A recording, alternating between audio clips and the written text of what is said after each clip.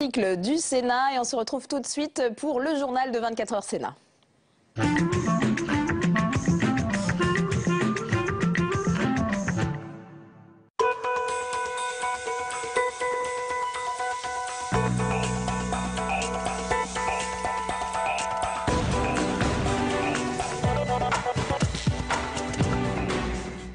Bonsoir à tous et merci de nous retrouver pour cette nouvelle édition de 24 heures Sénat. Et à la une ce soir, la réforme des rythmes scolaires serait-elle en passe de devenir le nouveau caillou dans la chaussure du gouvernement?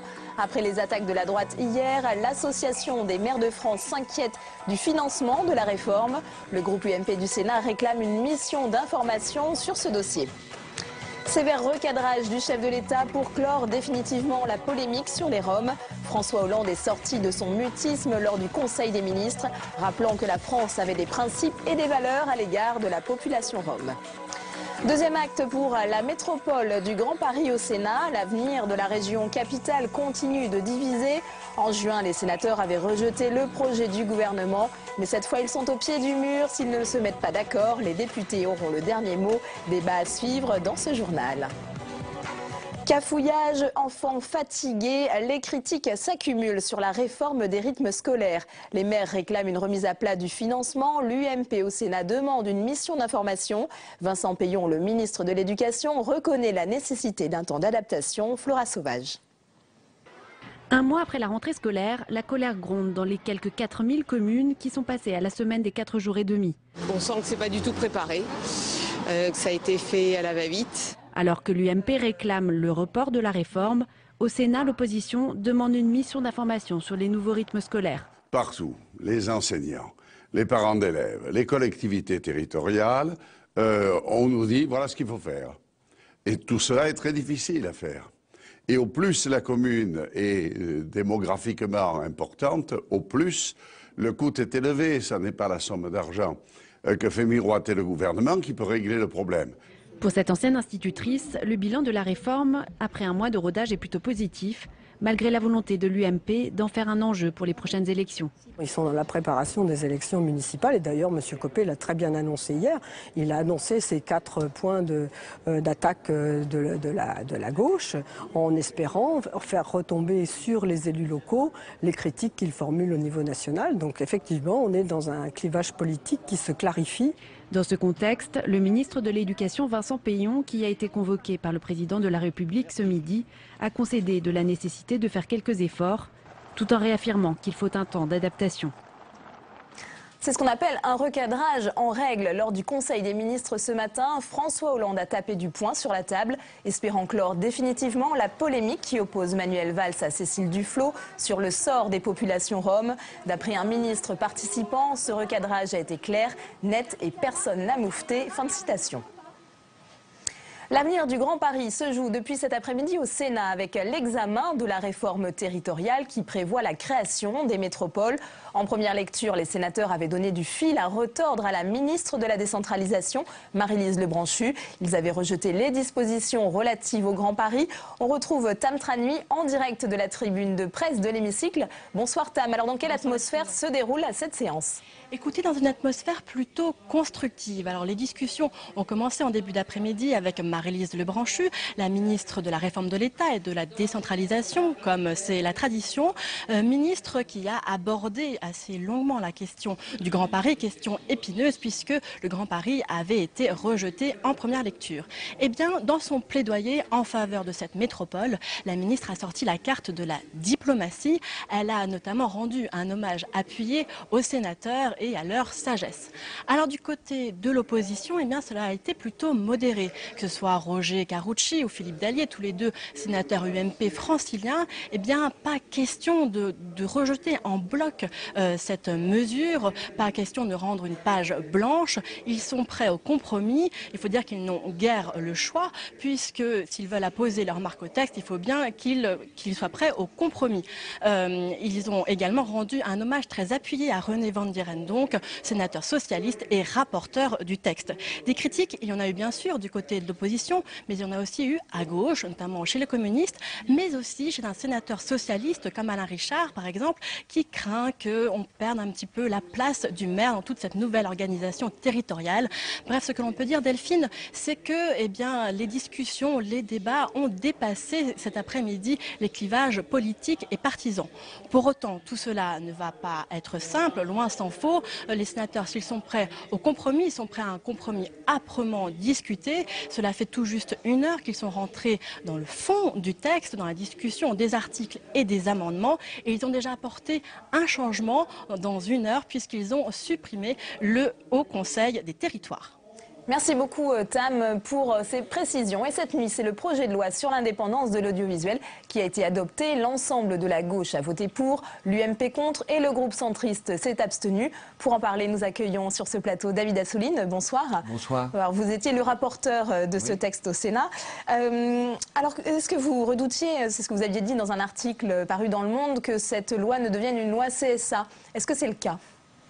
Non, je ne redoutais pas. Je sais pas d'où vous sortez ce propos. C'est une loi sur l'indépendance de l'audiovisuel public, mais justement parce que nous avons voulu que ce soit le CSA qui nomme les présidents de chaîne et plus le président de la République, il fallait réformer le CSA parce qu'il fallait que le CSA lui-même ait ses garanties d'indépendance. Et nous avons introduit quelque chose de tout à fait nouveau et qui fera date parce qu'il y a d'autres autorités, il y a d'autres moments où ces questions d'indépendance se posent.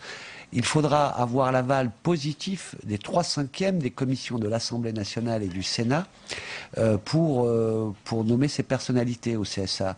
Et donc ça oblige, quelles que soient les majorités et les oppositions, au consensus entre la majorité et l'opposition. Et donc les choix se porteront sur la qualité des personnalités, leur expérience, leur professionnalisme, leur dimension culturelle et je ne sais quoi d'autre. En tous les cas, il ne pourra pas y avoir le soupçon sur le fait que c'est une nomination politique pour favoriser tel ou tel camp politique.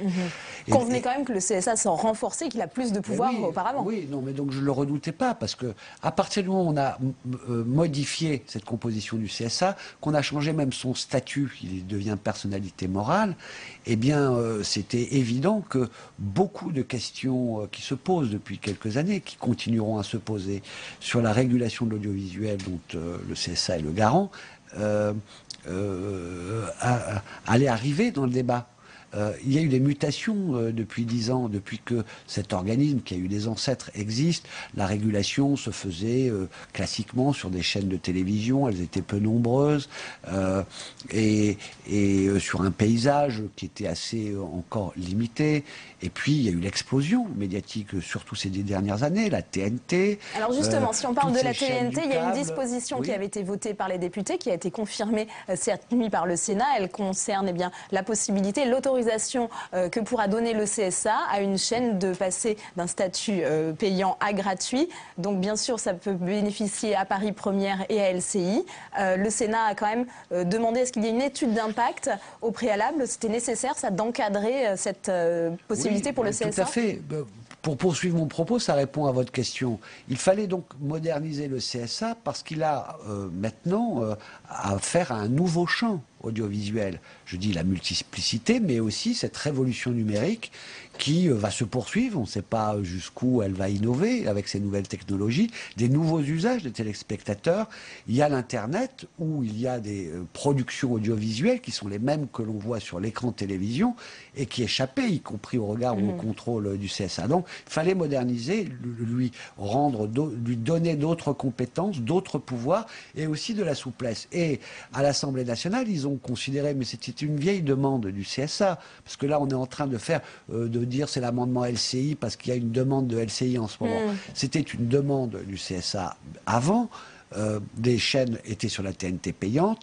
Elle peut vouloir, à un moment donné, demander un passage en TNT gratuite. Est-ce qu'elles doivent, comme par le passé, il y aura donc une étude d'impact pour devoir faire un nouveau projet compatible avec la préservation des équilibres publicitaires. Donc est-ce que ça se fera, ça? Oui, mais pourquoi? Il faut quand même qu'on sache de quoi il s'agit. Avant, ces chaînes devaient faire un nouveau projet. En fait, LCI, par exemple, voudrait ça. eh bien, devrait fermer quasiment sa chaîne, présenter un nouveau projet, alors que son projet, chaîne d'information, qui est sur le payant, certes, c'est un nouveau projet, c'est un nouveau, là on va dire, c'est un nouveau modèle économique, mais qui est plus de souplesse. Mais il fallait encadrer. Donc l'Assemblée a dit ça.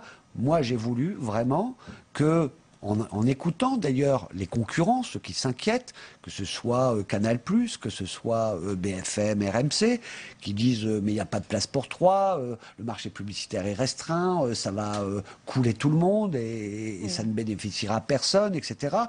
J'ai entendu, on a auditionné beaucoup ici. Donc ça sera encadré. Eh ben, j'ai entendu ce qu'il disait. Étude d'impact pour voir quel est l'impact économique. Donc le CSA devra prendre en considération cela avant de prendre une décision. Est-ce que le pluralisme est respecté? Et aussi, ces concurrents-là, qui ont leur mot à dire, pourront aussi contribuer en disant ce qu'ils en pensent au CSA au moment où il aura à prendre cette décision. Merci voilà, David Assouline. il y a beaucoup de domaines où on a porté des choses hier le Sénat. Effectivement. Mais surtout on a modernisé, on a pris en compte le fait que maintenant il y a le champ du numérique. Merci beaucoup. Voilà, merci David Assouline d'avoir répondu à nos questions. Le projet de loi sur l'économie sociale et solidaire sera discuté en séance publique au Sénat les 6 et 7 novembre prochains. Le rapporteur sera Marc Denis, sénateur socialiste des Alpes-Maritimes. En attendant, les sénateurs ont auditionné cet après-midi le ministre Benoît Hamon qui rappelait les enjeux de cette loi. On l'écoute. Quels sont les 4 objectifs que s'assigne cette loi une fois que j'ai dit cela? Le premier, c'est la reconnaissance de l'économie sociale et solidaire. Le second, c'est le fait de renforcer les droits et les pouvoirs des salariés. Le troisième, c'est d'ancrer le développement de l'économie sociale et solidaire dans les territoires. Et le quatrième, c'est de permettre à chacune des familles de l'ESS de disposer des moyens propres liés à ses statuts, liés à ses formes particulières, des moyens propres de développement. La gestion des comités d'entreprise de plusieurs grandes entreprises comme EDF, Air France, la SNCF ou encore la RATP a récemment défrayé la chronique. Ce matin, la Commission des affaires sociales du Sénat a adopté une proposition de loi pour imposer aux comités d'entreprise des obligations comptables. Les explications de Cécile Sixou. Le comité d'entreprise de la RATP est perquisitionné, celui d'Air France placé en redressement judiciaire. Les exemples de dérives dans les comptes des comités d'entreprise se multiplient. Jusque-là libres dans leur mode de gestion, ils pourraient désormais être contrôlés. C'est en tout cas ce que prévoit la proposition de loi présentée ce matin en commission des affaires sociales. Plusieurs obligations donc pour encadrer les budgets des CE. La première, faire valider leurs comptes par un expert et ce en fonction de leurs ressources. Si elles sont inférieures à 153 000 €, la comptabilité sera ultra simplifiée. Entre 153 000 € et 1,5 million d'euros, elle sera un peu plus poussée. Au-delà, elle devra être certifiée par un commissaire aux comptes distinct de celui de l'entreprise. Autre obligation, informer les salariés de l'état de la trésorerie. Enfin, en cas d'abus, l'expert comptable pourra donner l'alerte. Adoptée ce matin en commission, la proposition de loi sera discutée en séance le 10 octobre prochain. Et pour parler de cette proposition de loi qui, on vient de l'entendre, sera discutée le 10 octobre prochain en séance publique, nous accueillons l'auteur de ce texte, Catherine Procaccia. Bonsoir, sénatrice UMP du Val-de-Marne. Alors quel dispositif proposez-vous pour mieux encadrer ces comités d'entreprise dont on a pu voir les dérives ces derniers jours? Bien, le dispositif est simple, c'est-à-dire que tous les comités d'entreprise devront respecter des règles de présentation des comptes. C'est assez surprenant de se dire qu'effectivement, il n'y avait pas de règles et de règles comptables.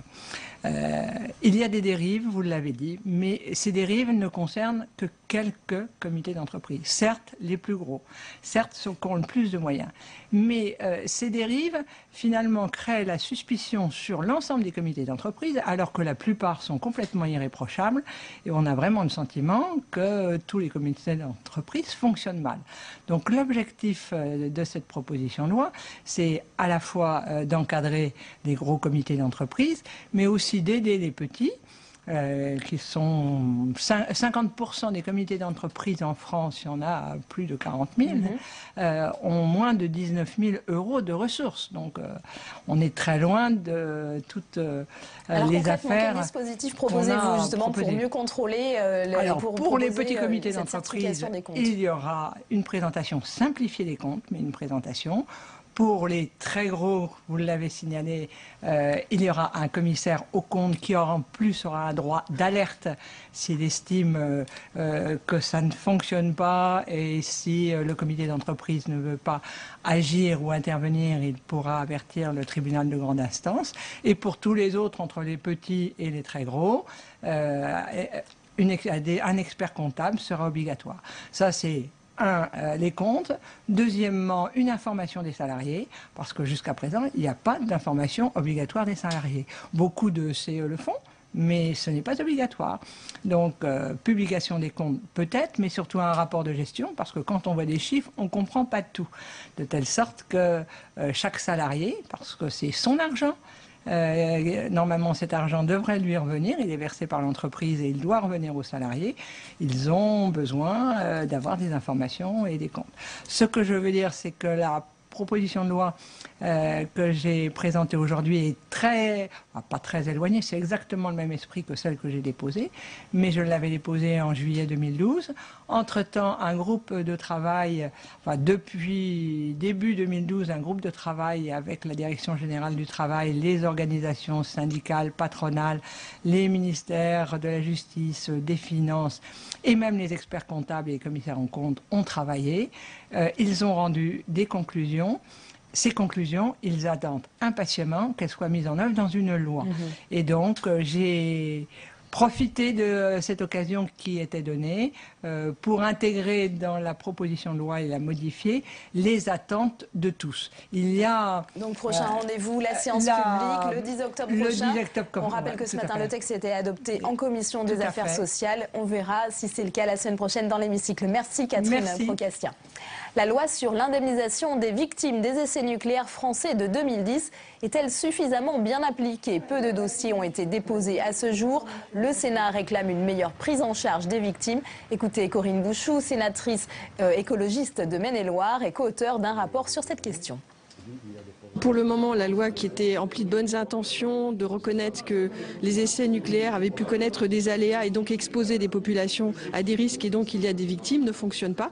C'est la conclusion de notre rapport et nous aimerions que l'intention du législateur soit suivie des faits. Nous préconisons quelque chose qui est pragmatique, c'est je crois le mot d'ordre de notre travail, c'est d'accepter l'idée qu'on puisse faire une analyse au cas par cas des dossiers.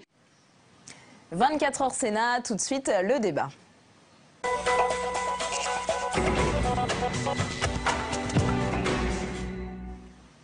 Cette fois, les opposants au Grand Paris, tel qu'il a été imaginé par le gouvernement, sont au pied du mur. Les sénateurs le savent, s'ils veulent peser sur le débat, ils vont devoir proposer un projet alternatif. Sinon, les députés auront le dernier mot dans l'élaboration de cette réforme territoriale qui prévoit la création de métropoles. Mounir Soussi. Changement de stratégie pour les opposants au Grand Paris version 2013. Pour laisser leur empreinte sur le texte, les sénateurs hostiles ne vont pas le modifier de fond en comble comme en première lecture. La tactique adoptée, insérer des amendements qui ont une chance d'être acceptés au Palais Bourbon. Il est évident que pour nous, aujourd'hui, nous avons besoin d'un texte qui sorte du Sénat pour envoyer un texte à l'Assemblée. Par conséquent, l'objectif n'est pas du tout de rejeter le texte. L'objectif, c'est de faire des amendements pour écrire la totalité du texte sur la métropole Île-de-France. Les opposants refusent que la future métropole puisse lever l'impôt et craignent une absorption des intercommunalités dans le Grand Paris. Une évolution pourtant nécessaire aux yeux des défenseurs du projet. Je crois qu'il faut rester sur le principe qui a été voté par l'Assemblée nationale. C'est ça qui est fondamental. C'est un établissement public de coopération intercommunale à fiscalité propre et un seul, de façon à ce qu'il y ait une bonne gouvernance. Ce n'est pas un club de ville ou des choses comme ça. C'est une vraie gouvernance pour faire des choses. Mais cette nouvelle gouvernance inquiète. Pour le groupe communiste, la concentration des pouvoirs de la métropole va creuser le fossé entre les citoyens et leur administration. Nous sommes là encore, s'agissant particulièrement de la métropole du Grand Paris, sur un monstre technocratique éloigné des gens, qui ne prend pas en compte l'avis des élus. Donc on est dans un déficit démocratique profond. Les débats vont se poursuivre jusqu'à vendredi. Les adversaires ont donc 3 jours pour faire entendre leurs arguments. Et on ouvre le débat de ce 24h Sénat consacré à cette question, à cet avenir du Grand Paris avec nos invités ce soir. Christian Favier, bonsoir. Bonsoir. Vous êtes sénateur du groupe communiste du Val-de-Marne, également président du Conseil général de ce département. Face à vous, Vincent Eblé, bonsoir. Sénateur socialiste de Seine-et-Marne, également président du Conseil général de la Seine-et-Marne. Merci d'être avec nous sur ce plateau. Christian Favier, est-ce que le Sénat va réussir à se mettre d'accord sur une version du Grand Paris que vous allez pouvoir voter ? Comme l'ensemble des sénateurs, on le souhaite, parce qu'il est très important effectivement qu'un texte sorte du Sénat pour qu'il puisse être débattu à l'Assemblée nationale, qu'on ne sorte pas du Sénat effectivement avec une page blanche, puisque là on est maintenant en deuxième lecture, mais il faut évidemment un texte qui puisse correspondre à ce que l'on souhaite évidemment en termes de conception d'une métropole. Et aujourd'hui effectivement nous ne sommes pas satisfaits du texte qui est sorti de l'Assemblée nationale, donc que nous allons évidemment nous efforcer d'amender. Vincent Eblé, est-ce que vous comprenez les réticences de votre collègue Christian Favier sur ce texte? J'en partage un certain nombre, mais nous sommes déjà au moins d'accord sur un point, Christian Favier et moi-même, c'est qu'il faut que le travail parlementaire se fasse. Les textes de loi, ils ne nous arrivent pas, je dirais, tout fait. Nous faisons un certain travail d'analyse et de modification des textes qui nous sont proposés. Ce travail est en train de se faire. C'est toujours difficile de parler d'une loi qui n'est pas encore votée et qui va certainement encore changer. Vous savez, on utilise ce jargon, c'est bien ça, Public Sénat, de petites lois. Aujourd'hui, il n'y a pas encore de loi métropole, il y en aura une, je l'espère, dans quelques semaines, quelques mois au plus.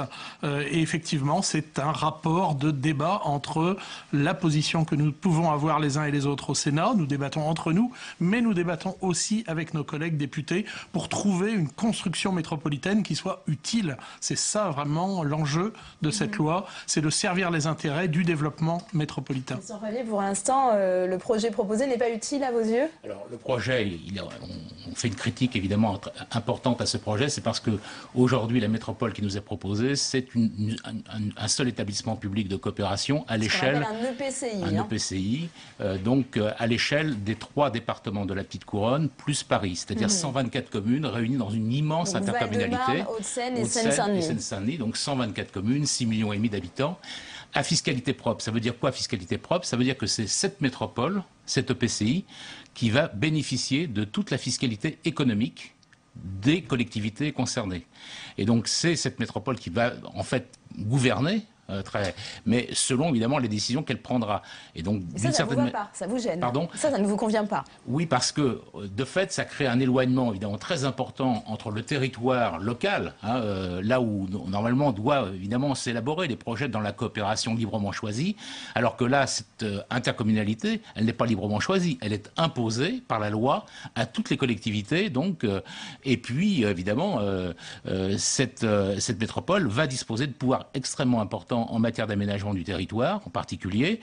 Donc nous voulons effectivement veiller à ce que les intérêts des populations soient bien pris en compte dans ce cadre-là. Et on n'a pas évidemment la garantie qu'une commune, évidemment isolée dans le cadre de cette immense intercommunalité, puisse voir éventuellement évidemment ces projets pris en compte. Alors vous, de quel œil voyez-vous la création de cette EPCI qui n'inclura pas votre département, par exemple la Seine-et-Marne? Non, je pense qu'il est absolument indispensable que nous prenions en compte le fait métropolitain. Il serait quand même assez paradoxal qu'on trouve des solutions ad hoc pour des villes comme Lyon ou Marseille, et qu'à Paris, nous continuions d'une certaine façon à fonctionner de façon extrêmement fractionnée, chacun défendant ses petits intérêts de proximité, sans qu'une vision de l'intérêt général ne puisse être portée par les élus. Il y a encore quelques années en arrière, qui portait l'intérêt métropolitain? C'était l'État. C'est lui qui a, par exemple, pris un jour la décision de créer des villes nouvelles dans la région parisienne. C'était du temps du général de Gaulle. Nous n'en sommes plus là. Aujourd'hui, la décentralisation est passée par là. Il faut trouver une méthodologie pour que les élus, rassemblés, réunis, dans un process démocratique, en effet, puissent décider pour le territoire, pour les populations qui habitent l'Île-de-France, quelle est la vision d'avenir que nous voulons construire ensemble. Et il faudra trouver cette méthode. Alors il y a plusieurs solutions. On avait pensé, je dirais, et en Grande Couronne, nous y étions éventuellement favorables, à un périmètre géographique très élargi. Finalement, on en vient à une vision plus resserrée de la métropole. Ce qui ne veut pas dire que les territoires périphériques, et entre autres la Grande Couronne, avec ses zones néanmoins denses et en croissance, et ses zones rurales, ne peut pas apporter son concours à des enjeux métropolitains parce qu'elle remplit des fonctions métropolitaines, la Grande Couronne. Toutes les fonctions de la métropole ne sont pas toutes dans le cœur de la métropole. Regardez la plateforme aéroportuaire de Roissy-Charles de Gaulle, c'est bien une fonction métropolitaine. Elle n'est pas en Petite Couronne, elle est en Grande Couronne, entre le Val d'Oise et la Seine-et-Marne. Donc nous avons un apport aux dynamiques métropolitaines. Il faut aussi que cette réalité-là soit prise en compte et que si on construit une intercommunalité puissante à Paris et dans son immédiate périphérie, il faut aussi que la Grande Couronne puisse s'organiser, se structurer pour dialoguer, non pas d'égal à égal, c'est pas le terme, mais en tout cas dialoguer dans un rapport constructif avec le cœur de la métropole. Vincent Eblé a soulevé un problème qui dit que cette EPCI va mettre fin à la complexité, au morcellement. Ça, vous n'êtes pas d'accord avec cette vision des choses? Je ne suis pas persuadé. Moi, je crains de toute façon que la puissance, effectivement, de cette EPCI va déséquilibrer la région, incontestablement. Et je pense que la Grande Couronne va souffrir d'une certaine manière, malgré tout, de ce déséquilibre vis-à-vis de la zone centrale. Le deuxième aspect, c'est que cette EPCI, donc, fait disparaître les intercommunalités existantes qui se sont constituées, alors certes pas partout encore. C'est une bonne chose, Christian Favier, on se plaint de ce millefeuille territorial. Si on a un EPCI, des intercommunalités, oui, ça complexifie justement. On en crée un autre de toute façon. On crée quand même une nouvelle couche au millefeuille, voire même certains d'ailleurs disent qu'il faut faire une élection au suffrage universel direct de cette métropole, donc pour créer une collectivité de plein exercice qui remplacerait de fait effectivement les communes, voire même les départements. Non, aujourd'hui les dynamiques de territoire en région parisienne, elles se font aussi à partir des intercommunalités. Beaucoup de projets, moi je le vois dans mon département, ces intercommunalités, elles se sont faites sur une base volontaire. Les communes ont décidé en commun des compétences qu'elles voulaient partager. Et elles portent évidemment ensemble, il y a besoin de coordonner tout cela à l'échelle métropolitaine, c'est-à-dire il y a deux conceptions de la métropole, soit une métropole très intégrée comme effectivement le gouvernement le souhaite, soit une métropole qui soit un espace de coopération entre les collectivités existantes, qu'il s'agisse des départements qui ont un rôle à jouer, et en particulier en matière de cohésion sociale et de solidarité, ou les communes ou les intercommunalités, y compris avec la région. Donc on est plutôt, en tout cas mon groupe est favorable effectivement à une coopération à l'échelle métropolitaine, mais pas effectivement à cette intégration forcée. Dans le projet du gouvernement, il n'y aura pas de collaboration, pas de coopération entre les communes? Je pense que le projet du gouvernement, avec cette EPCI, donne un outil supplémentaire pour agir. Pas un outil pour agir à la place d'eux, à un échelon, je dirais, supérieur, dans une forme, je dirais, contraire à l'esprit de la décentralisation. Non, c'est une façon de travailler ensemble supplémentaire, parce que Paris a besoin de cet échelon. Ça a été, je dirais, diagnostiqué depuis de nombreuses années. Il y a un déficit de capacité à poser un certain nombre de problématiques qui se posent sur l'ensemble de la métropole parisienne.